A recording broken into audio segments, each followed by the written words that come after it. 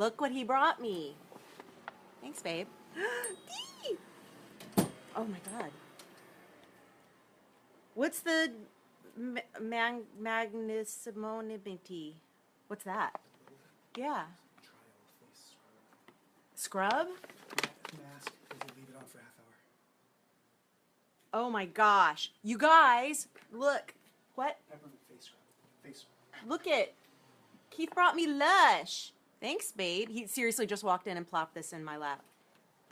Oh my gosh. I'm so excited. Did they? Oh, you got all but my, but the other one. The little mountain thing. Do you remember it? No. The white one with the sprig? No. I'm so excited. I got presents! Yay! Yay! Thank you, lover. Are you staying scarce? Or are you saying hello? Scarce. Okay, Keith is staying scarce. How was your meeting? Fantastic. Fantastic. I love it. Fantastic. Okay, cool. Cool. Keith had a fantastic meeting. I just had a mastermind call. My hair is clearly going to have a mind of its own today. Do you need to tell me anything before I... Okay. Hey, guys. How's it going? Okay, yeah, this is going to disturb the crap out of me. I don't know what to do with this hair. This is the problem. When you get a haircut that you don't know how to deal with, you then get obsessed with, like, all that's weird about it when it starts to grow and you don't know what to do. Anyway, clearly I do not know what to do. I need a glam squad.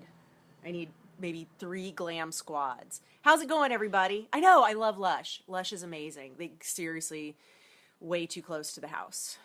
Lush, so good.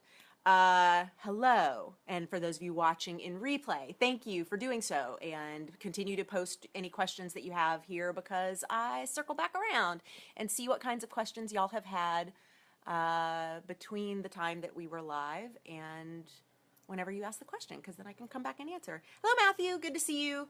Hi, Ryan. Who else is here? Rebecca, I saw you. How's it going? What's up? Beautiful Tuesday, the 18th. Hey, Darcy, how are you? Good to see you, sweetheart. This was kind of impromptu. I was doing the Bond Blast, which is obviously the email that got a lot of you here. Thank you very much. If you're not getting Bond Blast, go to BonnieGillespie.com and fix that, or smfa4.com if you also want to sign up for calls that we do as a part of Self-Management for Actors. But I was doing the Bond Blast this morning because I had the brilliant idea to take a nap last night. You know, like it was one of those technically not bedtime because I kind of go to bed at 3, 4 a.m. So I was like, it'll just be a quick nap. You're here due to FOMO, Kim? All right, we got to get you figured out on the FOMO. I'm sorry you had to Google. I realized in reading the piece, the email back, I was like, I know I say fear of missing out, but I guess I didn't like punctuate it in a way that would make you know that's what FOMO is. Anyway, I took a nap that turned out to be like 4 hours, that's not a nap. And so then I got up in the middle of the night and said, oh God, I haven't done the Bond Blast. And so I was sitting at my computer and doing my Bond Blast. And that's when I got inspired by the monkey.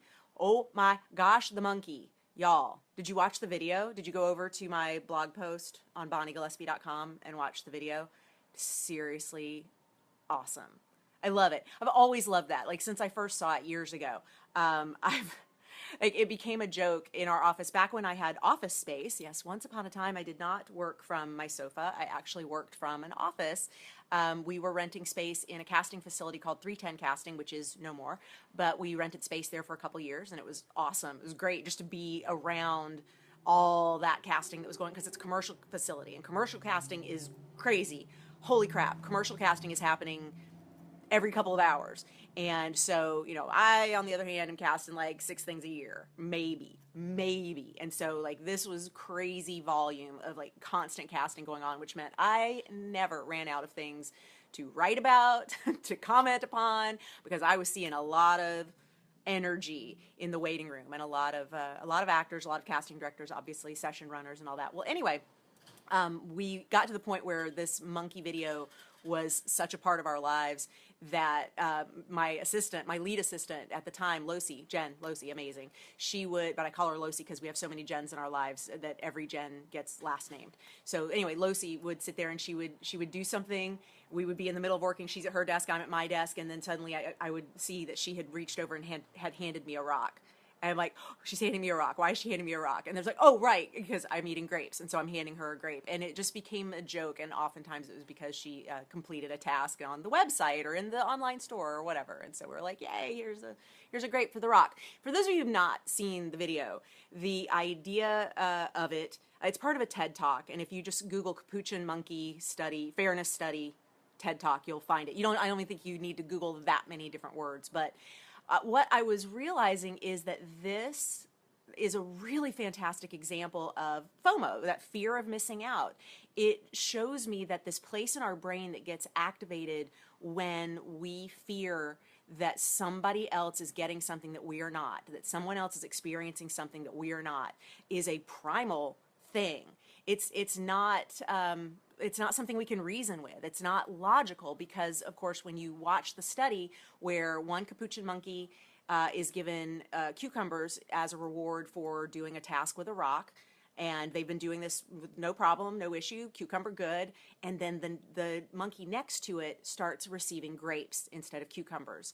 And the one who's receiving cucumbers loses his shit. Like, seriously, and I say his, it's a female monkey. She gets pissed.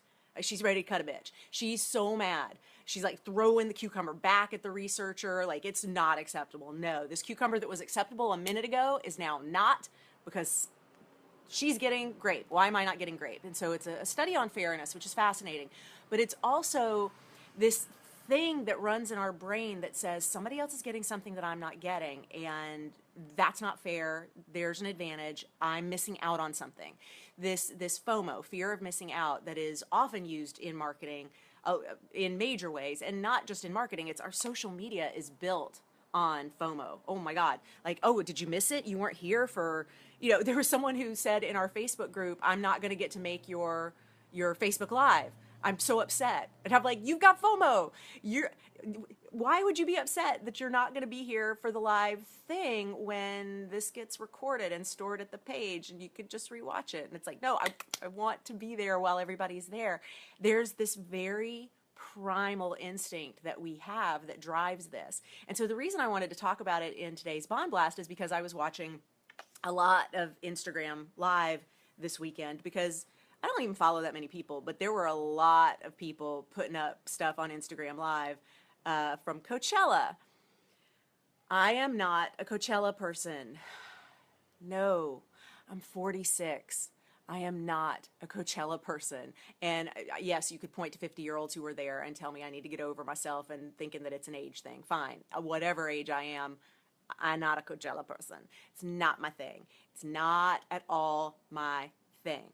And because it's not my thing, I found it fascinating that I was triggered watching all these people posting from Coachella, that I had this tug, and that FOMO started getting at me, just like, what are you missing out on? What is it that other people are experiencing that you're not getting to do because you didn't haul your ass out to the Coachella Valley and experience this days-long music and fest event? Like, I don't care. I don't care with this part of my brain, and I don't even, wherever I'm gesturing, the part of my brain that can reason, the part of my brain that can logically and dispassionately take a look at what's going on and say, you would be miserable. You would get sun poisoning and you would die.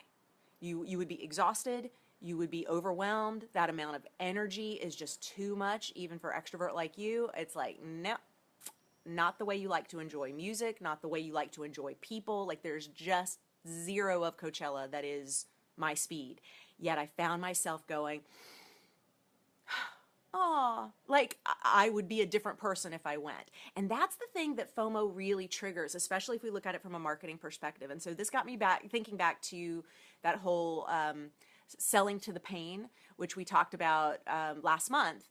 And if that's not familiar to you, it's a video that's also here on Facebook Live and at my YouTube channel, depending on where you're watching. Or if you just Google Bonnie Gillespie selling to the pain, you'll find the video where we talked about how there is this way of marketing that pushes buttons in people. And most marketing is meant to push some kind of button, but there are different ways to do it. And so the one that pushes the button for Here's where you hurt, and I'm going to make sure that you really feel how bad that hurt is. And now, hey, I have the fix. That's the selling to the pain tactic. The FOMO selling tactic is you would have a completely different personality and a different life if you would just do this. And it's not true. And I know this because the number of people that I work with who say they're going to have a completely different experience once they do XYZ, and then they're like, yeah, I still brought me to it. In the end, I'm still my personality. I'm still an introvert. I'm still antisocial. I'm still a little bit goes a long way with this kind of energy. You can't change who you are. Like, I wasn't going to become a Coachella person just because I bought a ticket. It's not my style. I get exhausted easily from that amount of energy. Another example of this is Tony Robbins. I attended one of his, I think it's a 60-hour long 4-day experience. It's a Thursday to Sunday, and each of the days is like 16 hours. I mean, it's intense. And I attended it and knew I'm not going to be able to do all of it. I'm just not. I know that that's a lot of yelling and a lot of jumping up and down and walking on fire and just all this energy. And even though there was a part of me that said, no, I'm going to do it. And I'm going to commit. And because I'm a committed person. And if I say I'm going to do something, hell yeah, I'm going to do it. Yes, there's that. But then there's also just the plain truth of it, that I need to revert and digest what I've just experienced, especially when I'm hearing some groundbreaking truths and amazing crack you open kind of ways of dealing with issues and all the things that come up in a Tony Robbins experience. I'm like, I would like to now digest some of this and thoughtfully process what I've just experienced. Yeah, Andrew, it's Coachella would literally be the end of me. Yes, that's a perfect way to put it. Like, I seriously don't even think I could do the traffic to get to it. And so what I had to do, especially with the Tony Robbins thing, because there was a friend of mine I was talking to last week when we went to the Oprah Super Soul Sessions taping. So last week, oh my God, coming up on 2 weeks ago. Not quite 2 weeks ago. Not the point. Anyway, she and I were talking about the Tony Robbins thing, the whatever his thing was called, Unleash the Power Within, that I'd gone to. And she was like, because Tony Robbins was one of the guests at Super Soul Sessions and the taping that we went to. So anyway, she said, how did he keep up this energy for days? And I'm like, he's a machine. Like, and that's part of his marketing is he actually had them bring a chair out onto the stage. Now, these Super Soul Sessions are like TED Talks. You don't get props. It's not like you're just on a stage with a light and either a microphone on your face or you're holding a microphone, depending on whichever style you prefer, and you deliver your talk.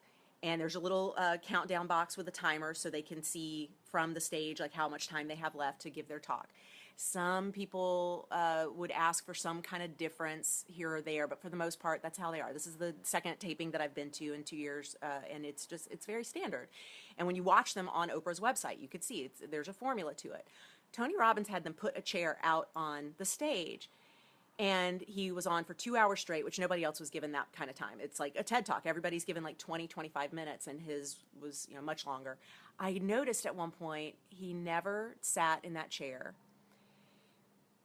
Not once. Not he didn't lean on it, he didn't touch it. I think he moved it at one point. And I wrote in my journal, I said, "Oh my God, part of his story, his brand is you're supposed to watch him and say, he never stops. Look at him, he never stops." And think about how that chair on the stage inflames that part of your brain that is noticing he's not sitting. They brought him a chair so he could sit. They brought him a chair so he could rest because there's so much energy and he's jumping up and down and he's having us jump up and down. And oh my God, doesn't he want to sit? Why isn't he sitting? And I love those little tricks of the brain because I have this ability to see my brain going for it. Like, I actually posted about a piece of cake that one of our awesome alumni who came to SMFA Escape, she's an amazing baker. She posted a picture on Instagram of this cake that she made for Easter, and she was frosting it. And I was like, I'm triggered. Your cake is triggering me. I'm triggered. Like, I need a trigger filter. She said we should have a trigger filter on Instagram. And I'm like, yes, swipe left for cake and scroll on to not be triggered, because I was full on triggered by that cake, and I could feel it happening. I love being able to notice it happening, because then I start paying attention to what is it? What made that happen? And I love looking at places where we are triggered by fear of missing out. And so right now it's agent meeting season. It's rep season. If you don't have a meeting with a new agent or a new manager or a series of agents and managers that you're hoping to sign with, you may be suffering from FOMO, because you are watching a whole bunch of other people meeting with agents and managers to potentially sign with them, and you're like, why didn't I get asked? And it's like being asked to the dance you didn't even want to go to. It's like you wouldn't have gone anyway, but you want to be asked. And I get that. But I love watching the triggering of it and then paying attention to what that is that causes it. And so especially when it's marketing that causes it, that one's one of my favorites to demystify and to get into and dig into, which is what self-management for actors is all about. It's like, let's dig into this and figure out what's actually going on here. Get into the mind of the buyer. And then from that place of psychology, come from a stronger position instead of just being reactive in the ways that we choose to do things in our lives and in our careers. So I wanted to talk a little bit about the agent meeting process. Is anybody on here meeting with an agent, or did you submit to some targets and you have a meeting with an agent or manager that you're super excited about and that you are maybe getting a little nervous about, because we are probably for the next month and a half in meeting season. I want to see. Kim, you got some meetings set up? Awesome. Good target. I know you've been doing good targeting work, girl. So proud of you. Ryan, you are. That's fantastic. Good. May 1st. Excellent. Okay, so you got a couple weeks. Just a couple weeks. Awesome. Very good. And you just met with one on Thursday. Kimberly, that's so great. Oh, I'm so glad. I'm so glad. That's the one you were talking about in the Facebook group, right? You had a meeting last week, Phoebe. Fantastic. Congratulations. Y'all putting in the work. Ooh. Love it. Meeting season. Yes. So good. So what I want to say, you're still putting together your target list, Christopher? Good. Okay, good. There's still time. I mean, I don't ever want anybody to go, oh crap, I missed the window. The reason we talk about seasons the way that we do is, like, I can't tell which of my side, because this was not how I was going to wear my hair. Oh my God. Oh, yes. Oh, that's so good. Okay, awesome. Awesome. Okay.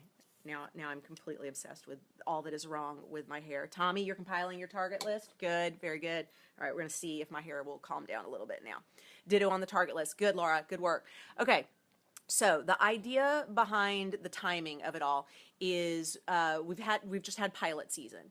And when pilot season ends, the agents and managers will make a list of, these are the clients that didn't book. These are the people who were a lot of work, or who got bad feedback, or just were never available when we called them for an audition, or whatever the issue is. So they are able to make that list of, these are the things that need to change in our roster, and we're going to make some drops. And I actually just shared in the Self-Management for Actors Vault yesterday or the day before yesterday, I just put it up, a redacted drop letter from a talent agency where they went through and listed every single client that they were considering dropping, and the agents were going back and forth on this memo, deciding like what's wrong with this one and why do we have to keep this one, and the political reasons of, you know, relationships in casting offices and all this kind of stuff that was just fascinating to see, because it's all the stuff that we teach. It's all stuff that we tell you happens, but to actually read the memo and to see the actual language that's being used by these folks, it's a little jarring. I mean, and it especially was when it had the actors' names, when it was originally leaked and it had the actors' names. It was completely inappropriate, because you shouldn't be sharing something like an internal memo out with the world and not taking out people's names like that. It's just, that's rude, but that's how it was shared originally. And so, of course, I went through and cleaned it up, and yes, that's waiting for y'all in the vault. So definitely head over there to the Self-Management for Actors Vault and go check that out, because it's fascinating. Anyway, so what happens is this sort of thing goes on where the drops start happening. They basically say, look, you're not getting out, or you're getting bad feedback, or you're booked out all the time, or we can't figure out how to get you out. Like whatever we've tried isn't working. You know, they all have whatever different reasons that they'll give, but the truth of it is they're not making money off you. And for agents and managers who are commission based, if they're not making money off you, they're losing money on the time and effort that they're putting into getting you out. And so they will oftentimes use this time of year to clean house. And so after drops, then they go through meeting season. And so that's now. Right now, as we come into May, we've got lots of people taking meetings. I know I'm still just, my hair, I just don't know. I need 10 glam squads. I don't know what to tell y'all. So it's just a mess. So we're just gonna pile it on top of my head. You're seeing people say, like, we will go to work, not the workshops as much, although the showcases and things, yes, but especially the league schools where all the colleges and universities are bringing out their graduating classes. They're going through and hitting these showcases, and as they're watching these actors, then maybe they're taking meetings with people who are coming straight out of conservatory or out of their programs, whatever. Anyway, there's a lot of activity going on right now because things are quiet between pilot season and mid-season, which starts up in July. So you'll see a lot of activity happening right now. Now, here's what you need to know. This happens again in October. There's a small drop that usually happens right after Halloween, and meetings that take place through November into December. That said, you can sign with an agent anytime. Like, it's not that the only time you can sign is during meeting season. It's just that during meeting season, you're more likely to get a meeting because now they have time and energy and focus. And think about this. You don't want an agent necessarily who has all the time in the world for meetings during pilot season. Because during pilot season, you want that agent hustling and pitching and getting everybody who's currently on their roster out. And if you're like, no, I want that agent, so I don't care when it is, I want that meeting, I want you to really think that through.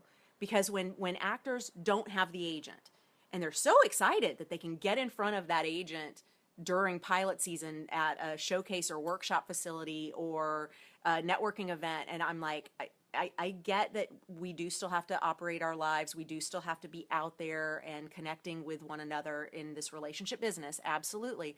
But I want you to think about an agent who has time to leave behind his or her active roster and go scouting for new people during the busiest time of the year. And is that really a hell yes agent for you? Do you want someone who, when you're repped by them, is out looking for new people to add to the roster instead of hustling and pitching and like acting like getting you out is priority number one, because it should be. So it's just some things to think about. So the seasons work like that. Again, that said, I signed with my first serious agent in Los Angeles over Thanksgiving break. So there's no science to exactly when it has to happen. It's just more likely you're going to have a meeting this time of year than in other times of the year. So because it's meeting season, here's how you need to prep yourself. If you have not yet had a meeting and you're about to, first of all, congratulations. You're about to have a meeting. This is really good news. This is exciting. You have been invited in. Hooray! Yay you! You did the work, you did some targeting, you identified somebody who is a direct line into the buyers that you know you need to be in front of as an actor because of the stories that you were born to tell and the brand that you bring. And then this is someone who sees the potential to make money in repping you. Yay, because that's what we want. We want them to see the potential for earning money by signing you. And so that's a very good thing. A lot of times when people are submitting, they're like, I'm submitting to try and get an agent. I'm like, no, you're submitting to try and get a meeting. Don't try to get laid off a handshake. All you're trying to do with that cover letter and that submission of your materials, that first contact, is you are trying to get a meeting. That's it. Then from the meeting, you are having the conversation that says, are we a good fit? Do we have the same kind of work ethic? Do we see me, the actor, the same kind of way? Do we agree on how best to submit me and pitch me and get me out in front of the buyers that we agree are the right ones. It's really important. Kimberly says, yes, we discussed making money in my meeting. It felt good to have her see a vision. Yeah, Kimberly, because if she doesn't see you the same way that you see you, then she's going to be sending you out on things that you don't want to do, or that you have to pass on, or that are just like totally over your no line. And then what was the point? And it's during those meetings that you want to have those early real conversations about what's it going to be like to work together, what kind of communication style do you prefer. Let me tell you, the time to find out how your agent wants you to communicate is during that meeting. And if you're like, well, she hasn't even signed me yet, it doesn't matter. That meeting is the time for you to find out. Do you want to hear from me after every audition? Do you want me to just text you to let you know it went okay? Do you want me to check in once a week? Do you want to hear about things that I'm booking on my own? Do you want to hear about stuff that's going on in my classes? Like, how hands-on do you want to be? These questions need to get asked and answered in that meeting, because in that meeting is when everything's beautiful. That is when it is awesome. That is when you are absolutely in the best position to find out what it's going to be like to be repped by this person. And what I hate to hear is when an actor leaves a relationship, or leaves an agency meeting thinking everything went great, and it did, and then they get the offer to sign, so they do, and then a month later they're like, I don't even know if she remembers she reps me, because she doesn't answer my emails. I haven't gotten any auditions, and now I'm nervous to like drop by or to call or to send an email because I don't want to bug her. And I'm like, see, if during the meeting you said, hey, if I haven't heard from you in a month, I'm going to drop by. Is that cool? And then the agent was like, oh my God, yes, drop by. But if you haven't heard from me in a month, something's wrong, because oh my God, we should be able to get you out starting tomorrow. So if you're not getting out from me at least once a week, I want you to drop me a text and be like, hey, what's up? Or if you see something in the breakdown, I want you to communicate to me, I'm really excited about this new series. I hope you're going to put me up for it. And she'll be like, I know, I saw it too. Yes, we put you through. Like, that conversation needs to happen at the meeting, not later. Because later is when you're supposed to be out and running on these auditions, and if that communication conversation hasn't happened up front, you then start getting twitchy about the fact that you don't know what your relationship is with your agent, and then that wasn't a hell yes. So make sure when you're in the meeting, communication preferences are established. Also, as we were talking about with Kimberly, that vision for who you are and how you are seen and how they're going to pitch you. This is why knowing what your log line is, or at least how you pitch yourself when someone says, so tell me about yourself, the reason that kind of stuff is so important is because you are then handing your agent or manager words to use when they pitch you. You are giving them the tools to be able to talk about you to the casting people. And you want them to be accurate in what they say about you. The last thing you want is for them to come up with something to say about you that doesn't actually align with who you are or what you're going to deliver in the room, because then, yeah, they may be pitching you, but they're pitching you with words that don't work. That would be like if somebody described my writing as, formal and terse. Like, you would be really upset if you started reading my stuff having been told that my writing style is formal and terse. You'd be like, that is not accurate. So I would be upset as an actor if I found out my agent were pitching me not using the right words. And so that meeting is a really great time to have a conversation about what those words are. It's also a great time to talk about what those targets are. Who are the casting offices that you know need to know you exist because of the stories you were born to tell? Tina, getting the log line down is a process. It takes a long time. Some people certainly come up with their log line right away. We've had clients who just do the one-day retreat, and by the time we're done with the day, they're like, boom, I've got my log line, and it's great when that happens, but that is not typical. I've worked with actors for years before we finally refined their log line. And then there's some people who are throwing away a log line and picking up another one and trying it on. So don't stress if you don't have a log line. Just know that it's an efficient way of describing your brand and the type of storytelling that you do. It's not a requirement. It's just a convenience. And so just like with any product or service or any ad that we ever see and there's a log line for it and we go, okay, yeah, I remember that. It helps, but it's not required. It doesn't mean that you can't work or can't communicate with your team. You just have to use more words. A log line makes it succinct, which we like. It's very convenient. What questions might y'all have about the whole meeting process? You stunned her with your ninjosity, Kimberly? Oh, that's awesome. So during the meeting, you whipped out the target list. Yeah, definitely, Tina. Don't stress. It takes time. It takes time. I don't think I figured out my log line until I was 40. And I was like, oh, hey, I should be describing the work that I do that way. Yeah, that's a good idea. And by then, I had been doing the work that I had been doing for a long time. A long time. Yeah, don't stress. Don't stress. Yes, during the meeting is a great time to discuss the targets and your long-term goals, certainly, like the trajectory of your tiers, but also to get real about if you're sitting at co-star level and you know you want to go up to guest star, having a conversation with your agent about how do you feel about taking me from co-star to guest star?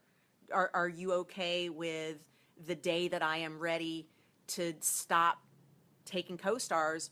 Are you okay with not submitting me there anymore?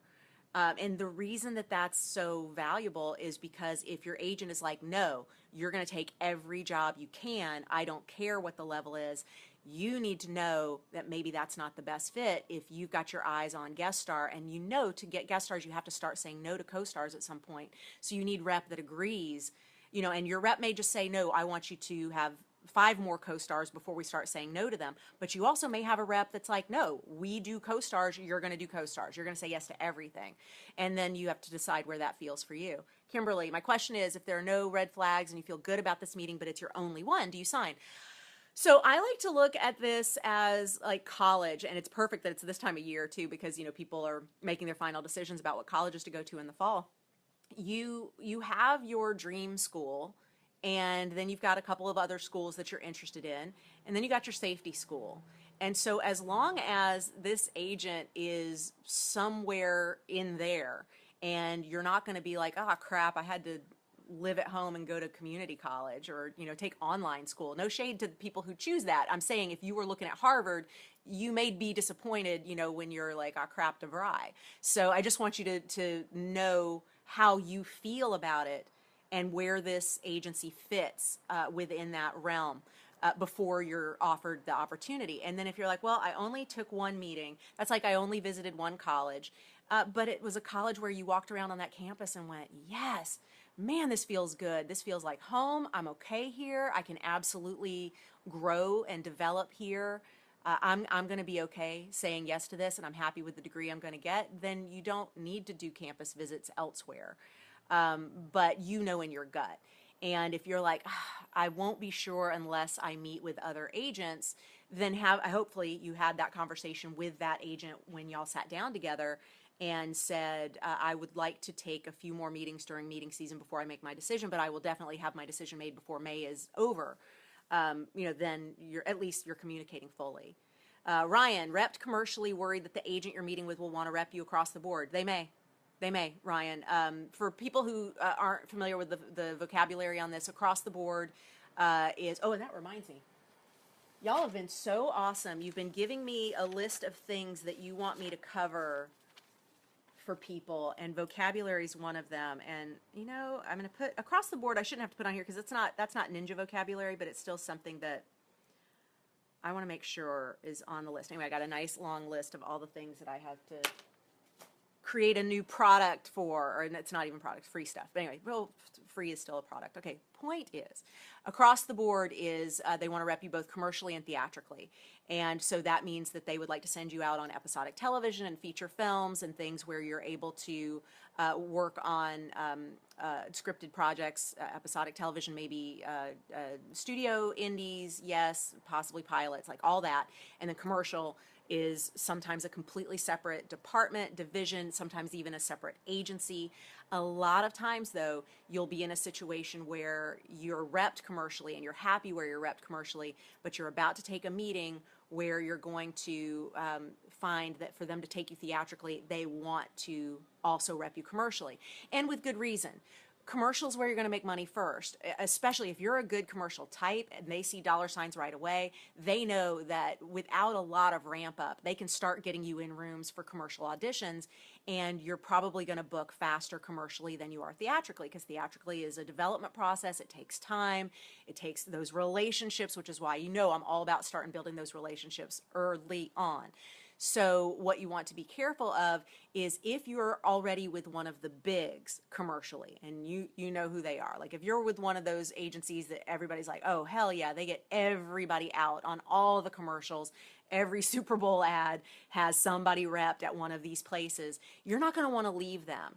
And the good news is any theatrical rep that is at the tier that you're working, Ryan, specifically, and obviously I know we work together, you are probably, yes, appealing to them as an across-the-board candidate, but if you're with a high-tier commercial agent, they know they can't compete commercially with this agency. They just want to take you across the board because it makes more sense for them, and they're going to see money sooner because they rep you commercially. If you're able to say, it's kind of like, let's go back to the college thing. If you're able to say, I do want to take these classes with you, but I'm also taking these classes over here at Harvard, they shouldn't begrudge you that.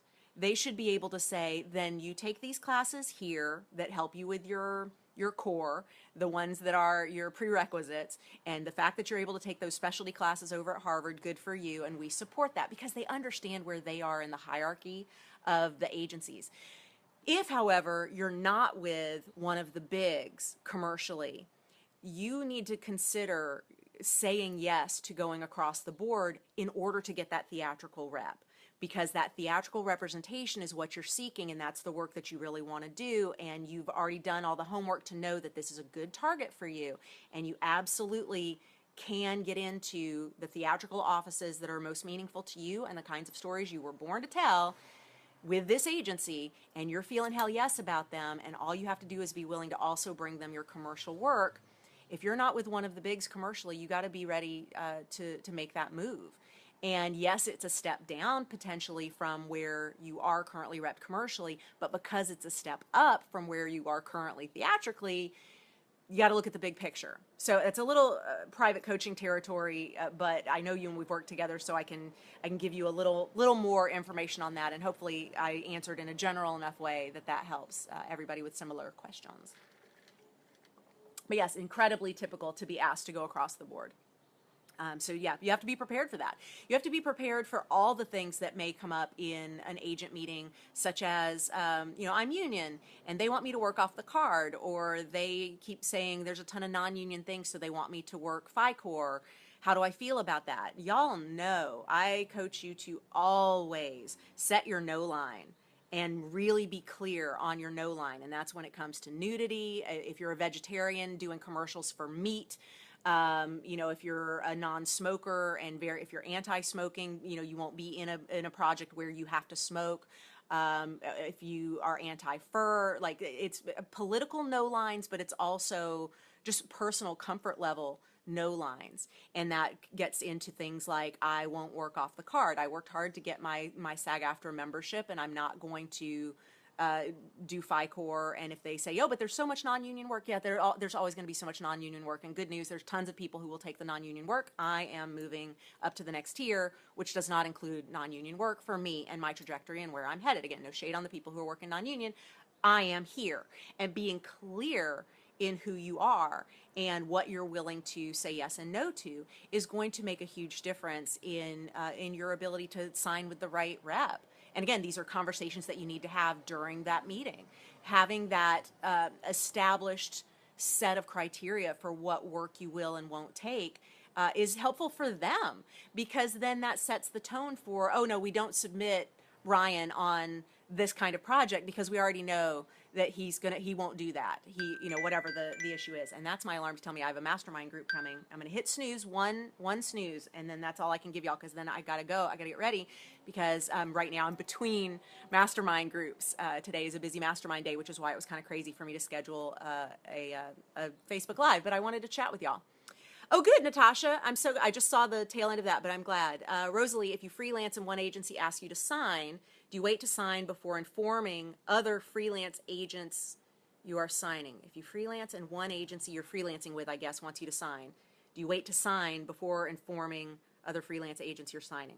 I think I understand this correctly. So you're freelancing with freelancing, for those of you in LA, we call that hip pocketing, but in New York it's called freelancing. And it happens in a lot of markets. It's where you're not actually signed by any one agent. They are just submitting you, and if they can get you work, you pay them a commission, and there's no contract. So you're now at a position, Rosalie, where someone wants to offer you a contract. And this is like, you've been dating around, you've been having your slutties, it's feeling good, and then somebody's ready to put a ring on it. Okay, cool. So now you're like, when do you let the rest of the agents know we're no longer gonna have our slutties together? It's an interesting question. I would say, gosh, that it's challenging, because let's assume it's moving quickly. Let's say that they've said, we want to sign you, and you're like, great, where's the paperwork? As soon as that paperwork comes across and now it's just a matter of get it signed, you should go ahead and let everybody else you're freelancing with know, hey, I've now gotten signed over here, and thank you so much for the freelancing. Thank you so much for everything you got me out on. This was a blast, but I am going to go down the aisle with these guys. And I think letting them know even before you've actually signed anything is respectful, because they are hustling to try and get you auditions right now. And so you're letting them know ahead of time is a nice, respectful thing to do. Rosalie, you're saying next Monday is the signing. Since you have like an official date where you're going to go in and actually do the contract and probably re-meet everybody on the team and everything, which I'm thrilled for you. This is such a good home for you. I'm super. Everybody's like, how do you know? Rosalie's a client. I know who she's dealing with, and it's really good news. I would say you may want to. Today's Tuesday. You may want to shoot an email to these other folks tomorrow, like, because now it's already close of business New York. You may want to shoot an email to them tomorrow and just say, hey, a little development. Just want to let you know, it looks like I'm going to be signing on Monday. It hasn't happened yet, but just in case you've got anything in the works for me, I just wanted to put that out there. It's a respectful way of letting them know in case they are hustling for you or working on something for you right now. And because you would hope that they would recognize the agency that is getting married to you is of a tier that, of course, you're going to say yes. And of course, you're going to remove yourself from the slutties with all these others. It's something that hopefully they'll rejoice. Because they know that this is where you were headed, and they should be able to look at it and go, good job, Rosalie. We're proud of you, and so glad that we could have been a part of our experience together. Yeah, I just think that's the classy way to handle it, Rosalie. For as much as I'm joking and calling it slutties, I think that's the respectful way to handle it. Yeah, cool. I'm glad you asked that question, sweetheart, and I'm going to have to get going in just a couple minutes. So any last questions on meeting season, FOMO, and anything else about bringing joy to your work? I love you're getting a ton of congrats on here, Rosalie. I hope you're seeing most of the comments that are coming by right now are just, yay, Rosalie, yay, Rosalie. So happy for you, sweetheart. Well deserved, well earned. And I'm glad you've been patient with this process, because it takes time, y'all. It freaking takes time. It does. And when you're like, I'm too eager, I want it to happen right now, I'm just going to tell you, from having been at this forever, it just takes time. It takes time, and that's okay, because you're not retiring tomorrow. You got decades stretched out ahead of you. Let it take the time it takes. You bet, Rosalie. You just thank me when you hold up something gold and shiny. We'll call it even. We're good, I promise. All right, Liza getting new headshots tomorrow. Oh, good. I'm so glad Self-Management for Actors is helping you prep for that. And Tony, I saw you say something, and then it went away, and oh my God, everybody's coming really too fast now. Markel, you're welcome. My pleasure. It's coming too fast for me to see because my screen only shows me this much. Good, Elizabeth. I'm glad you're patient. Of course, Vanessa. Absolutely my pleasure. I love getting to share this time with y'all. Like I said, I got up at the crack of dawn, way before the sun came up, actually, and went, let me do the Bond Blast. I want to do a Facebook Live. I just love hanging out with y'all. It's fun. It's fun. And I know technically we did one last week with the SMFA tune-up call. But with that, I'm not hanging out with y'all. I'm doing a call and y'all are watching. Which now that I'm pointing at my computer and at my iPad, it reminds me that I installed software that allows me to do Facebook Live on my computer, and I totally haven't tested that out yet. I got to remember that when I buy some new software, I should probably try it out sometime. I know. I should give you a rock, give me a grape. Rock, grape. Rock, grape. And if you don't know what I'm talking about, go back to the beginning and watch the video where I talked about the monkey experiment. Oh my God, so good. And it's at my blog. If you just go to bonniegillespie.com, the latest post is the monkey experiment. Absolutely my pleasure. Love you too, sweetheart. Thank you, Caitlin. Tony, it's called Ecamm Live, ECAMM. Ecamm runs a really great recording thing that allows you to record Skype interviews, and basically I've been looking for a replacement for Blab because as you'll remember last year I was doing the entire 8th season of The Work, my podcast, which is coming back for season 9 soon, so update yourself at iTunes and make sure that you stay on the lookout for that. My podcast, The Work, I was doing the interviews on Blab, and of course Blab is no more, so I was like, damn, I was really enjoying doing those, side-by-side screen interviews and then exporting the audio and letting that be the episode of the podcast. And so Ecamm Live does a recording Skype thing, and they now have a new offering that does Facebook Live, and it was like super cheap. So yeah, for the Mac. Love you, Thalma. So glad you're here. Brianna, absolutely my pleasure. Good. I'm glad this was helpful for you. I know, Andrew, we had a good run. I got to say, for a free site, Blab gave us a lot of value in the short period of time it was around. The Work is just on hiatus, Rebecca. I don't do it year round. I got lots of stuff on my plate. If you haven't noticed, you may have seen. I got a lot. And so the Work is a podcast that I batch. I do all the episodes kind of right in a row for a month or two, and then stretch it out for whatever the season is. Blair, how do you train yourself to sleep as little as I do? You start by embracing insomnia if you have it naturally, which I do. I'm naturally not a big sleeper, and so I lean into it instead of resisting it. Good. Absolutely my pleasure, Tony. Happy to help. Love you, beautiful people. I got to go because I got a mastermind group coming at 2:30, and I got to straighten up the place and make sure Keith has on pants. So love you, beautiful people. Thank you so much for joining in. As always, this is a blast, and I will come back around and take a look at your comments later, so make sure that you continue to add those below. It's always a blast to share this time with you. BonnieGillespie.com for all the latest. We will do it again soon. Until next time, stay ninja. Mwah.